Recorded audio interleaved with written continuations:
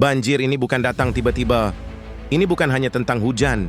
Ini tentang apa yang hilang jauh sebelum air datang. Beberapa hari terakhir, sebagian wilayah di Sumatera kembali dilanda banjir. Air perlahan naik, merendam rumah-rumah, kebun, dan fasilitas umum. Warga terpaksa mengungsi sambil menyelamatkan barang seadanya. Di langit, hujan tak kunjung reda. Di tanah, genangan semakin meninggi. Namun banjir ini bukan sekadar curah hujan ekstrim. Ada cerita panjang di baliknya. Cerita tentang hutan yang dulu menjaga dan tentang pohon-pohon yang kini hilang dari tanahnya. Penyebab banjir di Sumatera 1. Curah hujan ekstrem musim hujan datang lebih deras dari biasanya. Tanah yang sudah kehilangan kemampuan menyerap air tidak mampu menahan limpahannya. 2. Alih fungsi lahan hutan yang dulu menjadi penyangga air kini berubah menjadi perkebunan dan permukiman. Ketika pepohonan ditebang, hilang pula akar-akar kuat yang menyerap air dan menahan tanah. 3. Drainase buruk, saluran air yang tidak terawat membuat air hujan mengalir ke jalan dan rumah warga. 4. Meluapnya sungai besar. Sungai-sungai seperti Batanghari, Kampar, dan Musi mengalami kenaikan debit yang signifikan hingga akhirnya meluap. 5. Perubahan iklim cuaca semakin tak menentu.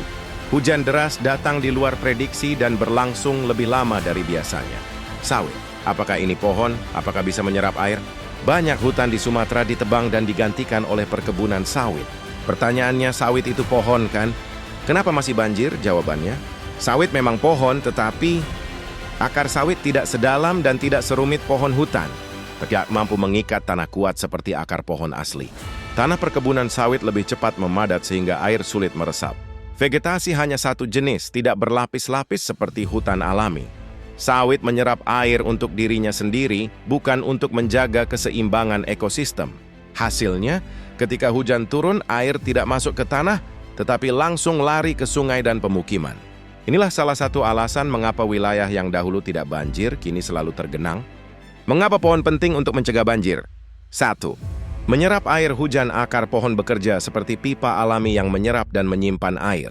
2. Menahan tanah. Akar yang kuat menjaga tanah tidak mudah longsor. 3. Menciptakan humus seperti spons daun yang jatuh menciptakan lapisan tebal yang menyerap air sangat banyak. 4. Menstabilkan aliran sungai hutan, menjaga debit air tetap seimbang.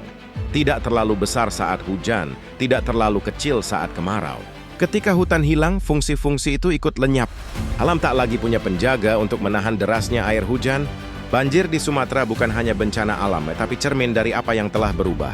Ketika hutan ditebang, ketika akar-akar kuat digantikan oleh tanaman monokultur seperti sawit, tanah kehilangan kemampuannya untuk menahan air.